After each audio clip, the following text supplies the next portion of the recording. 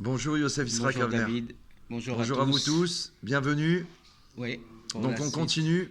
On a besoin aujourd'hui de plus en plus, nous sommes écoutés, nous sommes vus, nous sommes partagés. Il faut continuer à le faire. Le Rabbi Tout à fait. a demandé que ce soit jusqu'au monde entier. Et Bezrat chacun en a Hashem. le pouvoir en appuyant sur le bouton, tout Tout à fait, simplement. c'est On facile ne sait aujourd'hui. pas aujourd'hui combien de personnes y sont touchées. Donc continuons ensemble, main Et dans la main, à partager, éclairer le monde entier, les nations du monde, pour qu'ils réalisent la volonté d'Hachem et que tout de suite, immédiatement, nous recevions le cadeau gigantesque pour toute l'humanité, pour le peuple juif bien évidemment, en priorité, le Meler Hamashiach, le roi Mashiach. tout à Donc on fait. est dans la suite des règles. D'obligation d'éliminer les idoles et donc l'interdiction de profiter des objets de culte idolâtres. Et donc nous sommes dans la règle numéro 7. D'accord. Concernant ce que l'on a dit dans le cours précédent, que lorsque l'on trouve des formes humaines dans des villages ou dans des villes, faire attention si on a une présomption que ce soit des objets idolâtres ou seulement des objets de décoration.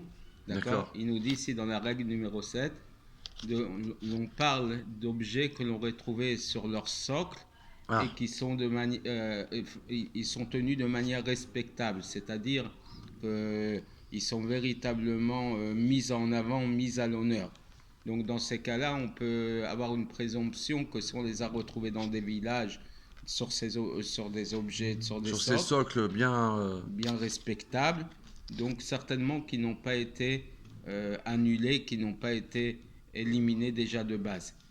Et à ce moment-là, on a un doute s'ils sont faits pour la décoration ou s'ils pour l'idolâtrie, quoi. dans l'idolâtrie. Mais si on a retrouvé des objets idolâtres jetés dans des marchés ou dans des poubelles, il est certain qu'on pourra les utiliser, qu'on pourra en profiter, parce que certainement on ne les utilise plus, sinon on les aurait plus respectés. D'accord. Et évidemment, c'est encore plus clair que si on a trouvé des objets brisés, qu'on aurait le droit d'en profiter.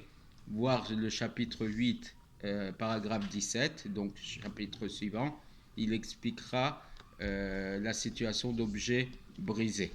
Mais maintenant, il dit, celui qui trouve une main, une partie donc d'un objet, d'une forme, d'un astre ou d'une étoile, oui. D'accord.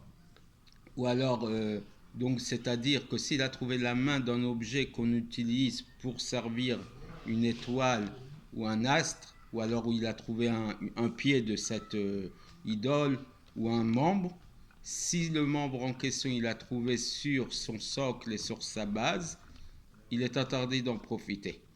Parce que puisqu'il sait avec certitude que ce membre appartient à une forme idolâtre qu'on a l'habitude de vénérer, d'accord, et qu'on ne sait pas donc si on a annulé cette idolâtrie ou pas, et que donc c'est l'habitude des idolâtres de servir même une partie de l'objet, même en main ou en pied, voilà. D'accord. Alors là, il est interdit d'en profiter tant qu'on ne sait pas que les idolâtres en question ont annulé cette culture vénérielle. Mais si on l'a trouvée jetée ailleurs qu'à la place où elle est habituellement placée, elle sera permise. Puisque on part du principe que certainement ils l'ont déjà annulé, ils sont déjà passés à autre chose. Et à ce moment-là, on partira de la présomption que cet objet a été éliminé par eux-mêmes. Et donc on pourrait il a perdu toute sa valeur idolâtre. Et à ce moment-là, on pourrait l'utiliser, en profiter, vendre l'objet en question ou l'offrir en décoration à quelqu'un d'autre. Des bonnes nouvelles. À très bientôt. À très très vite.